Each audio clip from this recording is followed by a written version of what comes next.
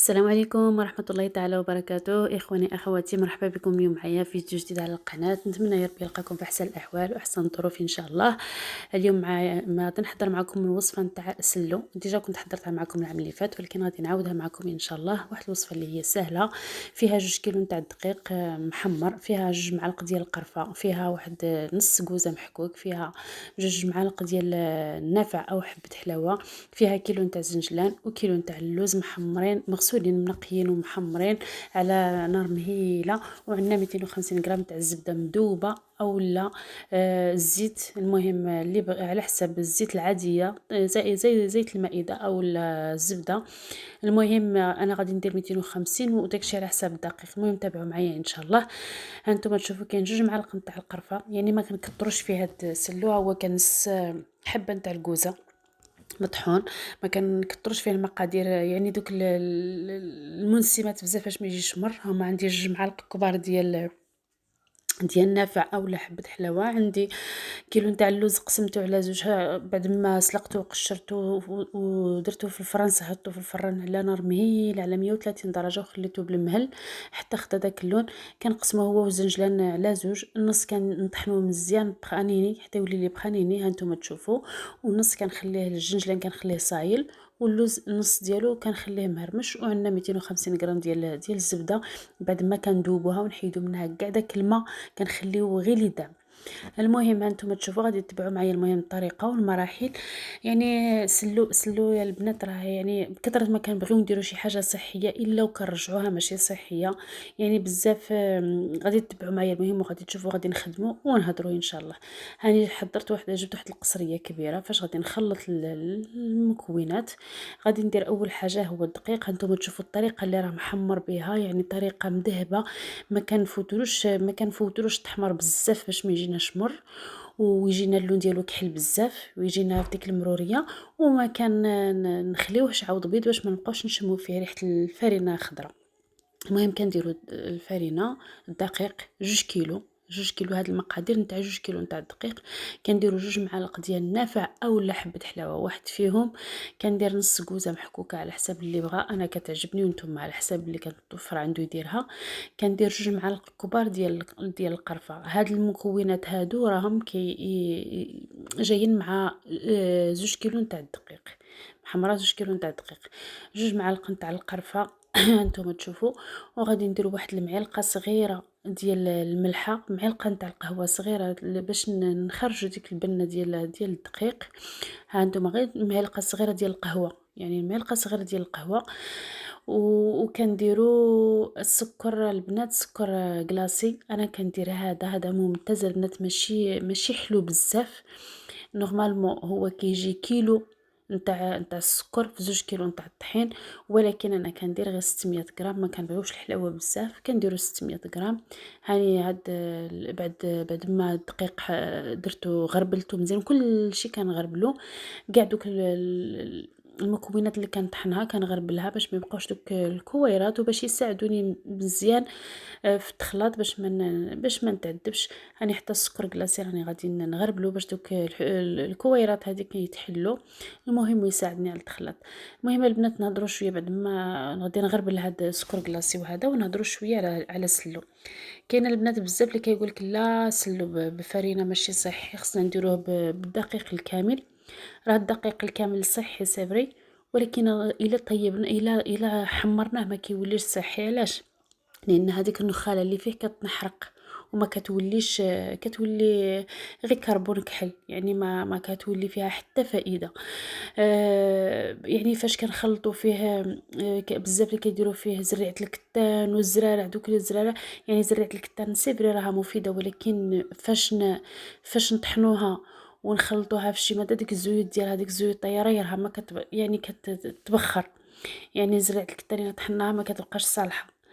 يعني بزاف البنات نتاع الحوايج اللي كندخلوهم، المكونات اللي كندخلوهم في سلو، الا دخلناها يعني مكونات بزاف اللي كتكون صحيه، ولكن الا جمعنا ما بيناتها اولا طيبناها اولا كتولي غير صحيه، يعني كنمشيو نديرو الصحي ونرجعوا في الغير الصحي. المهم البنات كاع من هذا الشيء، سلو راه عادي، يعني الفرينه هذيك الماده المجهده اللي فيها راه حنا نحمروها بالمهل، ديك المادة تموت في الطياب ديالها بديك الحرارة. المهم كنحاولوا ما نكتروش ليدام، ما كنديروش العسل، لاحق العسل البنات فاش تيبس، فاش كتجمد كتيبس السلو كيجي داير كالحجرة. زيت الزيتون يعني الا درناه بزيت الزيتون كتعطي نسمة مجهدة فيه، يعني كتغلب على الريحان تاع السلو، يعني ما كتبقاش ديك النسمة ديال السلو. المهم السلو العادي، الوصفة عادية هي هادي، ماشي يعني كل وحده والطريقه ديالها، ولكن انا كنفضل هذا، يعني هذا هو سلو على حق وطريقه على الاصول ديالو، يعني ما نكثرش فيه المكونات باش ما تجيش ديك المروره في الاخر. احنا بعد ما خلطنا هذاك السكر مزيان مع المكونات اللي درنا، مع القرفه مع النافع مع الملحه وهذاك الشيء، المهم خلطنا مزيان. احنا درنا ديك نص كيلو نتاع، نص كيلو ديال السكر، عفوا نص كيلو ديال الجنجلان بخانيني يعني مطحون مزيان، ونص كيلو نتاع اللوز بخانيني كذلك مطحون مزيان. علاش البنات طحنا هادو؟ علاش كنديرهم انا مطحونين بزاف؟ نورمالمون راهم كيكونوا سائلين. علاش كنطحنهم مزيان؟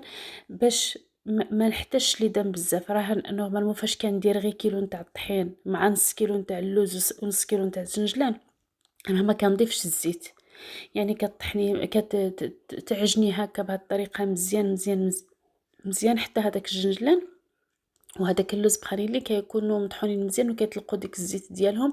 وهانتوما تشوفوا يعني سهل علينا، كتجمع لنا، يعني ما كنضيفوش، ولا الا ضفنا كنضيفوا غير واحد شويه.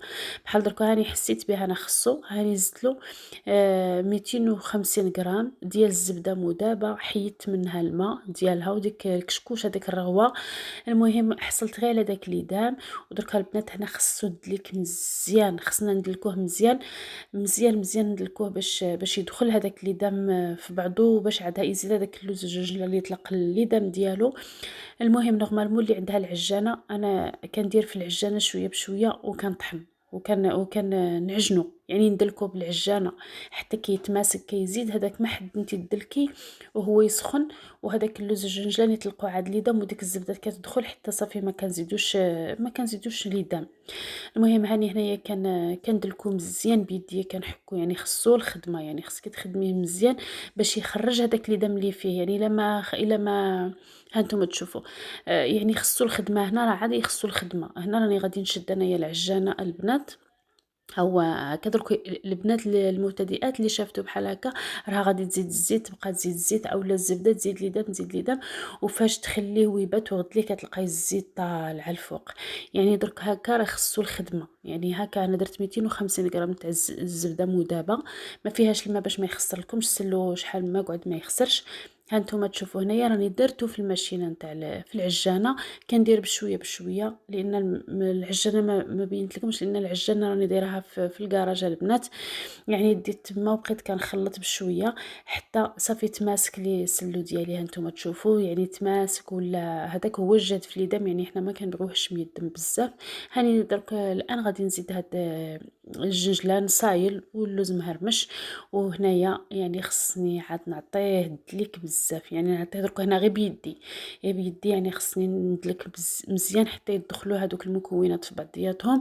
يعني ما كنحصلوش على نهائيا مع دايرين غير 2 معالق ديال النافع و2 معالق ديال القرفه وداك نص كوزه محكوك، يعني غير الكوزه الصغيره، عرفتي كيعطينا واحد المذاق يجي متواتي، ما تجيناش ديك المروره في الاخر، كيجي هو هذاك. يعني ما نبقاوش يعني كاين واحد الوصفه اللي كتكون وصفه عاديه ديالنا وكنزيدو ندخلوا عليها بزاف، دخل هادي زيد هادي باش يولي صحي، دير الدقيق الكامل باش يولي صحي، دير زريعه الكتان باش يولي صحي، دير الا ندير ودير ودير. لا راهم هادوك الحبوب وهذاك الشيء راه السفري راه صحي، راه صحي، ولكن راه كاين بعض الحبوب الا طحنت ما كتبقاش صحيه، كاين واحد الحبوب الا تخلطت مع شي حاجه اخرى ما كتبقاش صحيه، كاين واحد الحبوب الا تصهدت ما كتبقاش صحيه. يعني حنا كنمشيو نديرو الصحي وكنرجعوه في شي حوايج اللي ماشي صحيين، اللي بالعكس غادي يضرونا ويضروا صحتنا. هذا سلو عادي كناكلو واحد شويه، يعني ما فيهش ليدام بزاف، الاغلبيه ليدام ديالو راه تاع اللوز والكركاع، اللوز والجنجلان عفوا، اللوز والجنجلان. انا البنات دائما كنت هذيك 250 غرام تاع الزبده كنت نديرها زيت الكركاع، كنت نشري زيت الكركاع ومنين يخصني داك الكاس كنضيفو، ولكن اليوم فضلت ندير الزبده. جا زوين ها نتوما تشوفوا، يعني جا هو هذاك راه من بعد من كتخلي كدلكي خصو تعطيه دلك باش يخرج ديك الزيت ديالو، باش ما يشمتكش تبقاي تزيدي في ليدام تزيدي في ليدام، ومن بعد من تجمعيه وغدليه ترجعي تلقاي الزيت خارجه. المهم هذا هو السلو ديالنا نتاع اليوم. المهم نتمنى تعجبكم الوصفه ديالي ويعجبكم الفيديو، ما تنساونيش بجيم، ما تنساونيش بلايك، وشكرا لكم على المتابعه، وعواشركم مبروكه ويدخل علينا وعليكم سيدنا رمضان بالصحه والسلامه والعافيه ان شاء الله. ونتمنى يا ربي نطلبوا من الله العلي القدير لا فاقد ولا مفقود ان شاء الله، لا فينا ولا في عائلتنا ولا في جميع المسلمين الامه فيما كانت. الله يفرحنا ويفرحكم ان شاء الله. والسلام عليكم ورحمه الله تعالى وبركاته.